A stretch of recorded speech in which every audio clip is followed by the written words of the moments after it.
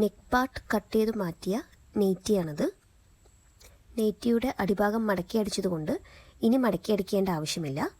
Cloth രണ്ടാക്കി മടക്കാം. അളവ് pant എടുത്ത് ഇതിൽ കാണുന്നത് പോലെ വയ്ക്കുക. അളവ് പാൻറ്റിനേക്കാളും കുറച്ചു ലെങ്ത് കൂടുതൽ വേണ്ടതുകൊണ്ടാണ് കയറ്റി വെച്ചിരിക്കുന്നത്. അളവ് ചോക്ക് കൊണ്ട് വരച്ച് കട്ട് ചെയ്തെടുക്കാം. ഇപ്പോൾ നമുക്ക് 2 പീസ് ക്ലോത്താണ് കിട്ടുക. ക്ലോത്തിൻ്റെ നല്ല വശങ്ങൾ തമ്മിൽ ചേർത്ത് വെച്ച് ഇതിൽ കാണുന്നത് പോലെ സ്റ്റിച്ച് ചെയ്യാം. ഒരു സൈഡ് അല്പം ഗ്യാപ്പ് വിട്ടുകൊണ്ട് വേണം സ്റ്റിച്ച് ചെയ്യാൻ. ദെൻ സ്റ്റിച്ച് ചെയ്ത ഭാഗങ്ങൾ ചേർത്ത് വയ്ക്കാം.